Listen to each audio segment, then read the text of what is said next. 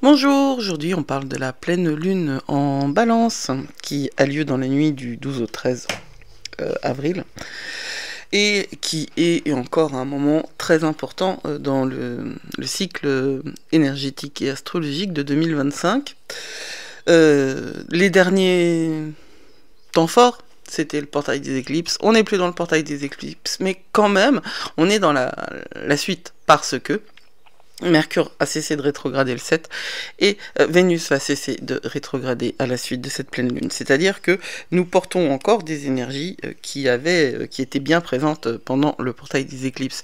Les pleines lunes toujours agissent comme miroir céleste et celle-là, elle va éclairer nos schémas relationnels parce que la balance est gouvernée par Vénus, elle aspire à l'harmonie et l'équilibre et que la pleine lune, c'est quand la lune est dans un signe, en l'occurrence la balance, et que le soleil est dans le signe de la polarité, de sa polarité, c'est-à-dire le bélier en l'occurrence. Le bélier, c'est la balance, c'est nous. Alors il va s'agir pour nous de voir les déséquilibres et les blessures non résolues, puisque Chiron est en jeu dans nos relations, dans toutes nos relations. C'est donc une pleine lune vraiment très puissante. Bonjour, moi je suis Judith et j'ai créé Astrologie et compagnie et les ateliers de l'invisible pour vous inviter à redécouvrir votre pouvoir intérieur avec l'astrologie, les énergies subtiles et les mondes invisibles sans blabla, de manière authentique, loin des clichés et des approches superficielles et aussi d'une manière holistique puisque j'ai dans mon carquois un certain nombre d'armes. Je suis sophrologue de formation, avant j'étais universitaire et je suis évidemment astrologue certifié,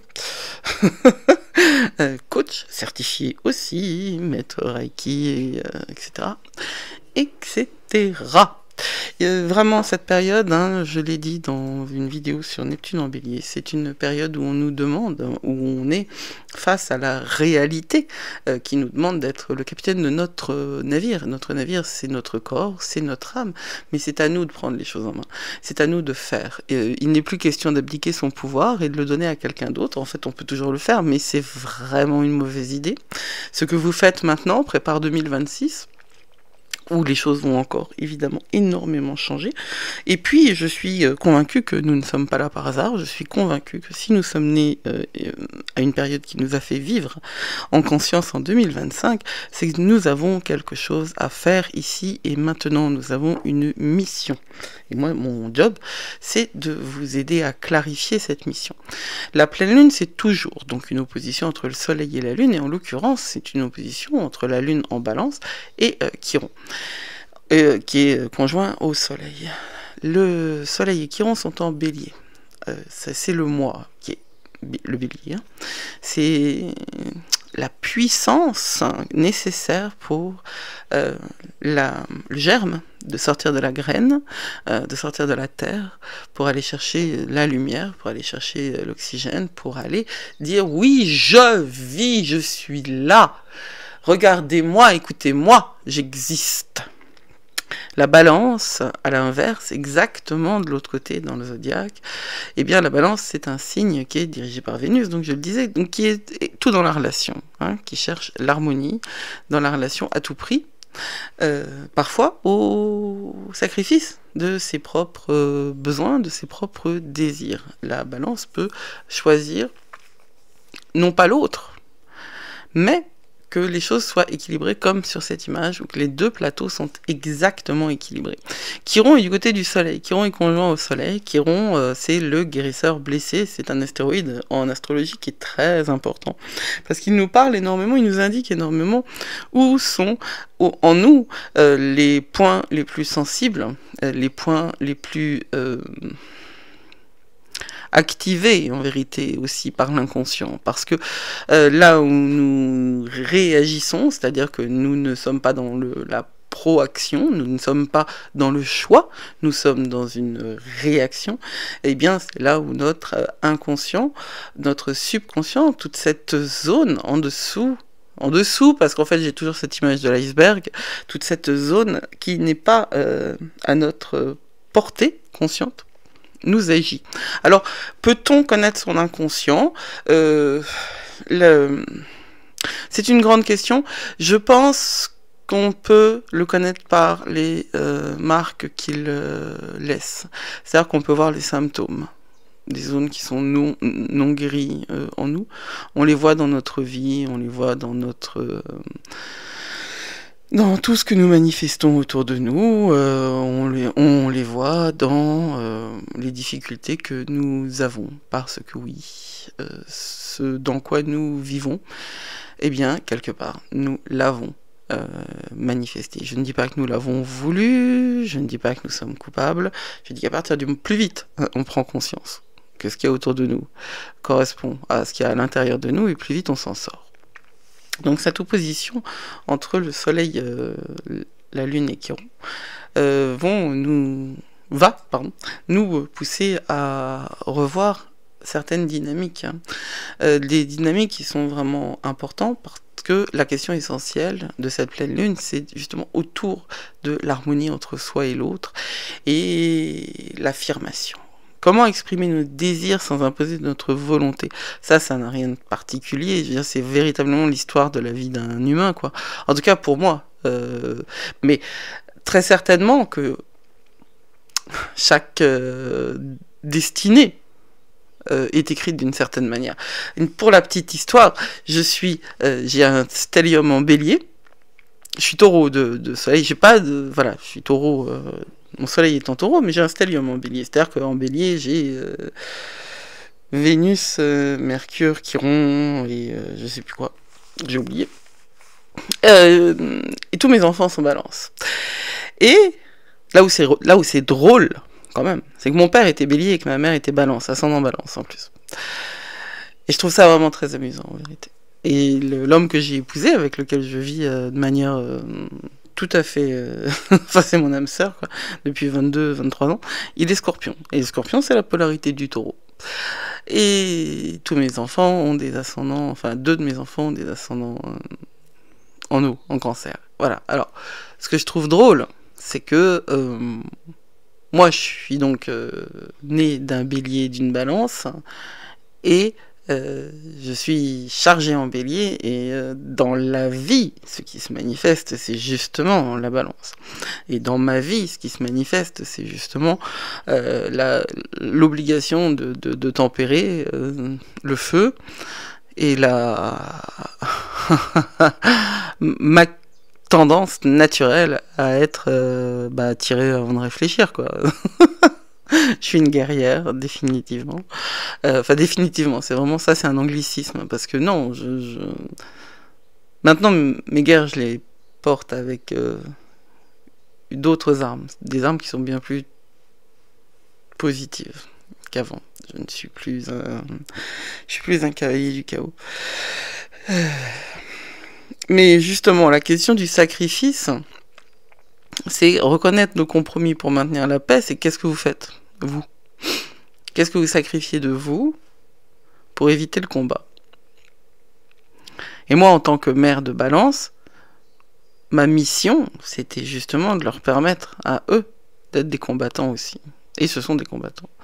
Là où je suis pas du tout satisfaite de... Enfin, j'ai tendance à pas être satisfaite par nature, mais ce que j'ai réussi à faire, ce que le travail intérieur, parce que pourquoi je vous parle de moi, c'est juste parce que j'ai fait un sacré travail intérieur, et que si moi je l'ai fait, c'est que tout le monde peut le faire, parce que vraiment je partais de loin, hein, en termes de relation à moi-même. Ce travail de laisser la place à l'autre, c'est un travail qui justement doit considérer en soi la part de don qui est une part volontaire. Le sacrifice, hein, c'est quand même ce que Dieu a demandé à Abraham, d'aller sacrifier Isaac, et à partir du moment où Abraham a été volontaire, le geste a été arrêté par Gabriel. Le sacrifice, c'est ce que l'on est prêt à faire, mais qui au total, quand il est justifié, quand il est au bon endroit, ne va pas être véritablement fait. Mais quand même, ce que nous devons vivre maintenant, c'est la nécessité de poser notre individualité pour que tout le monde en profite. C'est-à-dire que si on est confronté à la question, sacrifions-nous notre individualité pour la paix ou imposons-nous notre volonté sans considérer l'autre. L'imposition de la volonté sans considérer l'autre, on le voit partout dans le monde en ce moment. Mais d'un autre côté, est-ce que vous pensez vraiment que face à des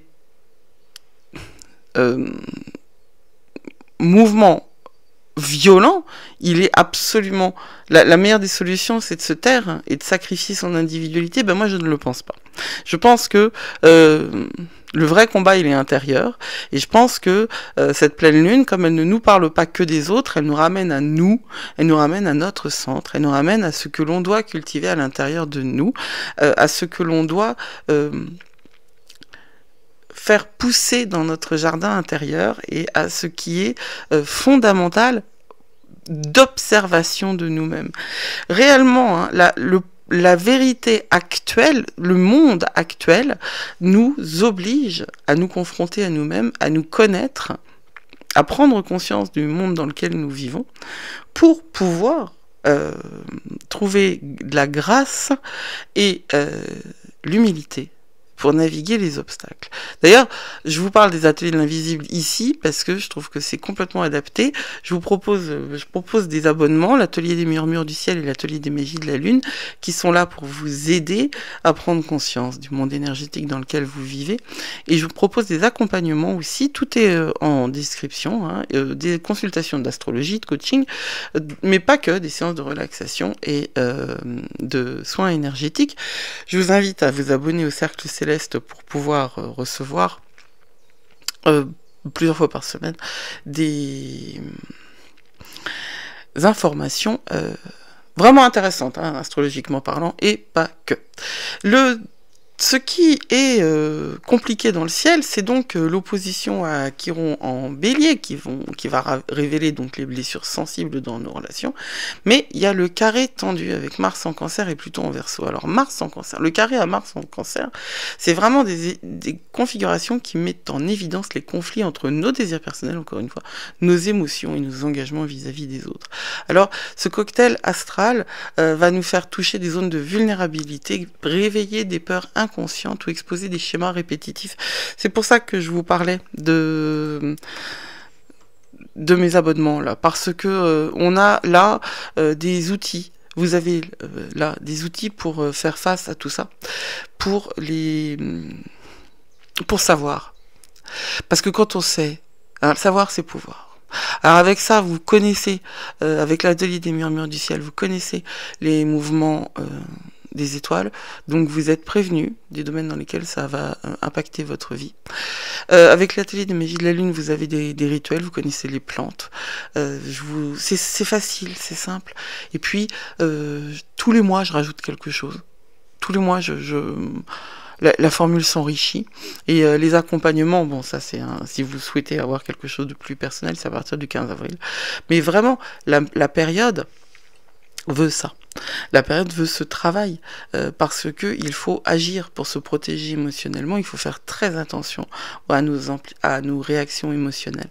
Donc c'est vraiment le moment, si vous avez besoin d'un soin énergétique de purification ou même d'un temps de relaxation, c'est vraiment le bon moment. Et la clarté, ce que vous apportent les ateliers de l'invisible, eh bien la clarté, elle est fondamentale pour comprendre ce qui se passe et explorer vos relations. Parce que il y a des tensions entre agir avec le cœur ou avec l'ego blessé. On part d'où quand on agit? Qu'est-ce qui est enraciné en nous? C'est quoi? C'est le cœur parce qu'on est en vraie position de sérénité, ou c'est notre ego qui se... Pardon. Notre ego qui se... manifeste dans toute sa puissance de félin ou de n'importe quel bestiau attaqué. Hein.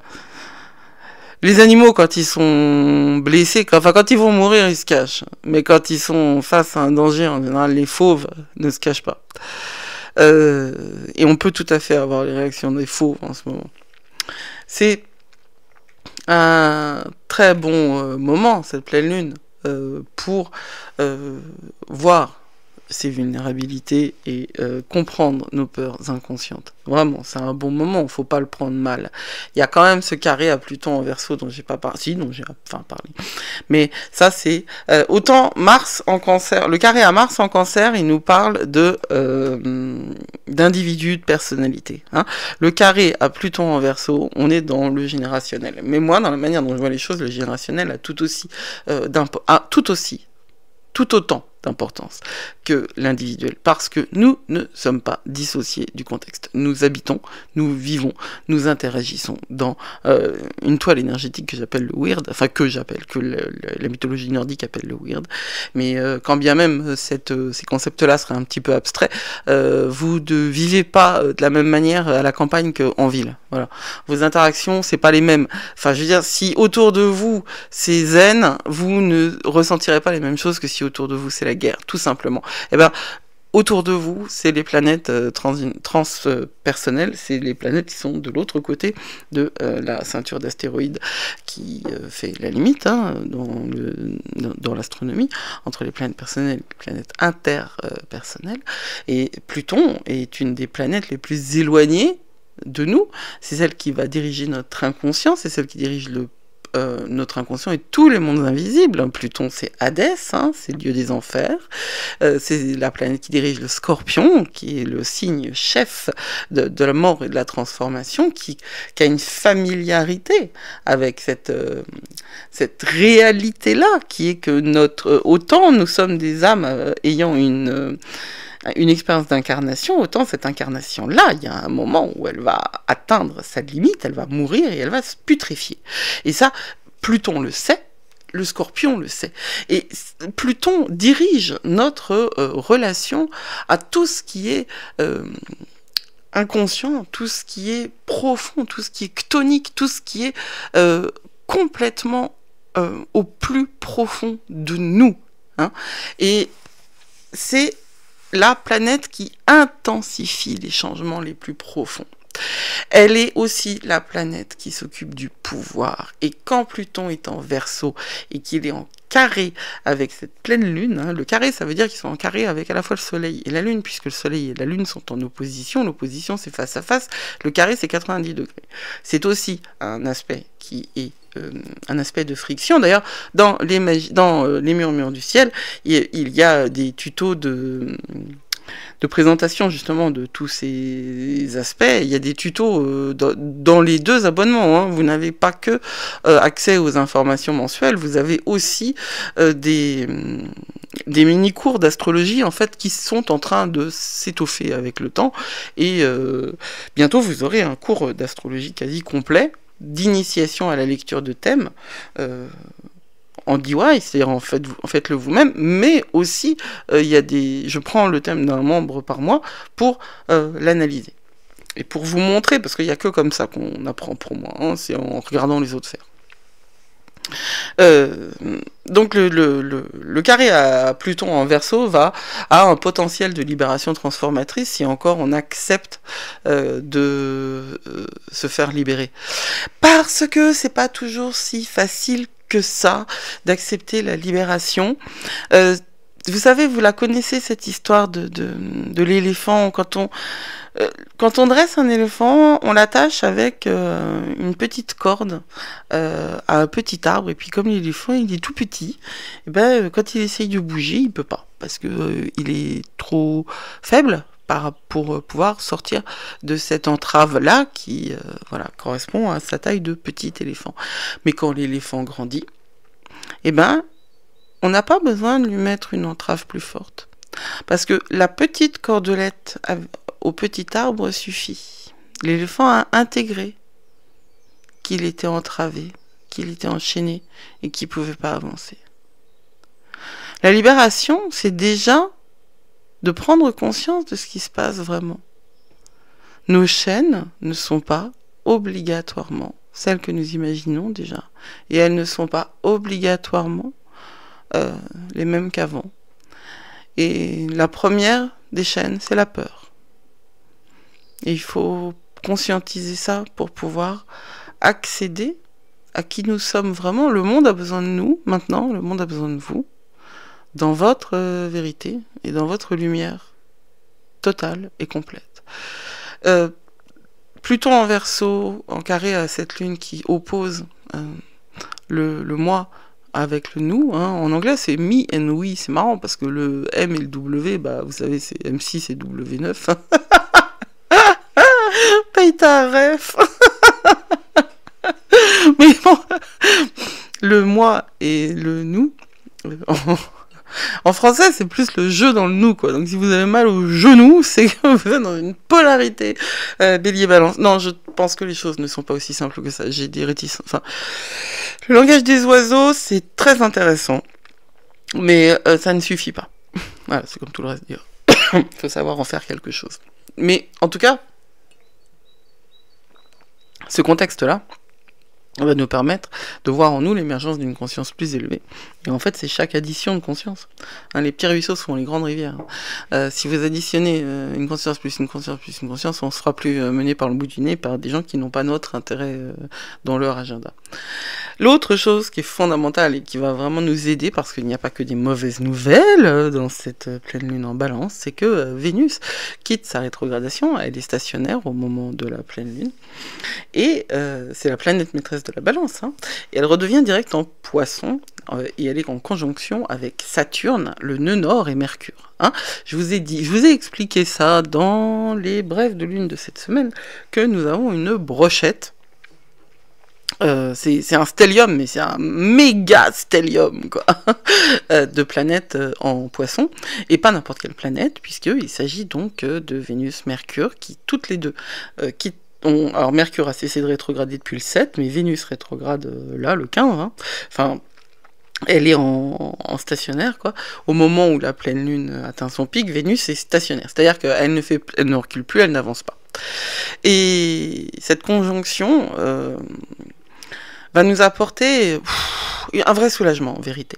Et une vraie phase de réalignement. C'est-à-dire que toutes ces tensions dont je parle, entre l'ego, entre le pouvoir, ces questions qu'on va se poser sur qu'est-ce que je sacrifie pour les autres, et ben ça va être illuminé, ça va être nourri par Vénus en poisson qui va nous apporter à ce moment-là cette dimension d'amour universel qui est l'amour inconditionnel, dont nous avons absolument besoin et que nous pouvons ressentir, auquel nous pouvons puiser tous les jours, parce que c'est notre ego qui nous empêche de le concevoir, de le ressentir, cet amour universel.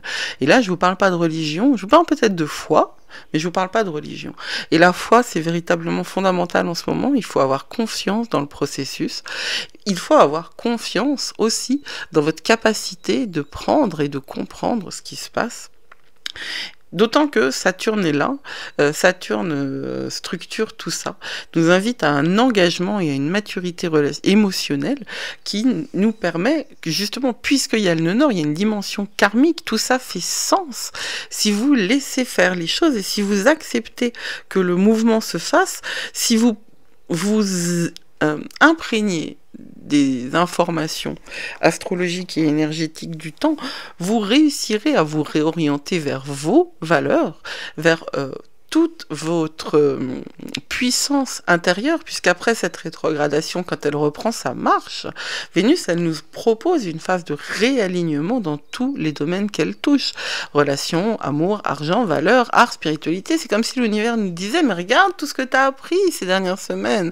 Regarde en toi tout ce que tu as appris ces dernières semaines. Maintenant, il est temps d'en faire quelque chose dans ta réalité extérieure. Et qu'est-ce que c'est ça, voilà.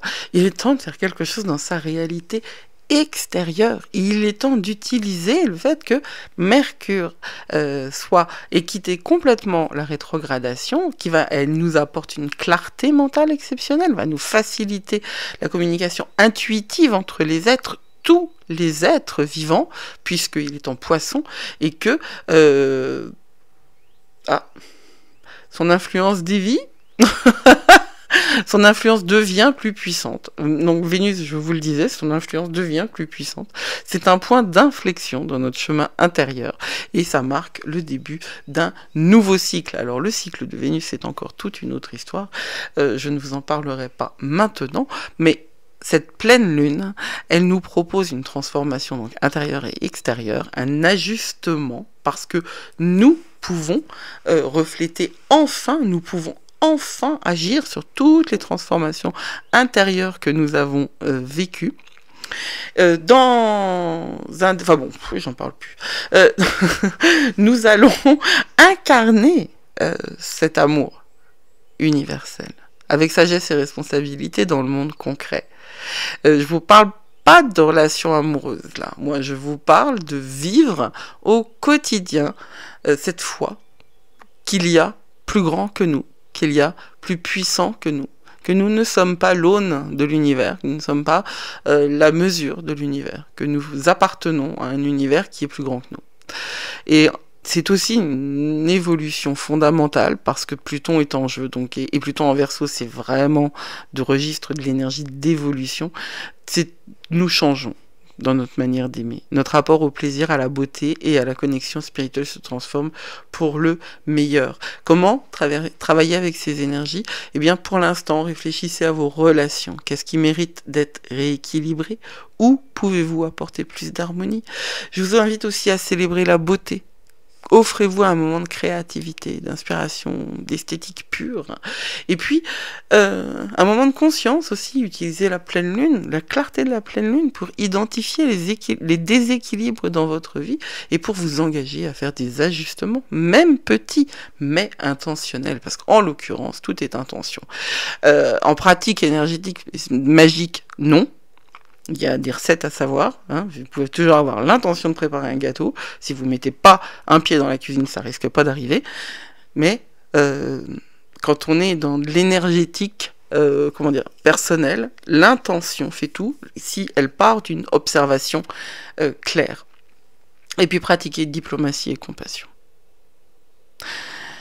Des échanges tendus, vous en aurez. Pratiquez donc diplomatie et compassion, absolument. C'est un magnifique moment pour vous reconnecter à l'énergie de l'amour, de l'élégance et de la justesse intérieure. Vous pouvez l'honorer pleinement, vous pouvez semer plus d'harmonie autour de vous, dans votre univers personnel, mais également dans le monde, parce que ce que nous faisons a toujours des répercussions autour de nous, sur un plan que vous ne maîtrisez pas, justement, le weird, cette notion de maillage énergétique de toute l'énergie, de tout ce qui nous entoure. C'est comme l'aile de papillon, voilà.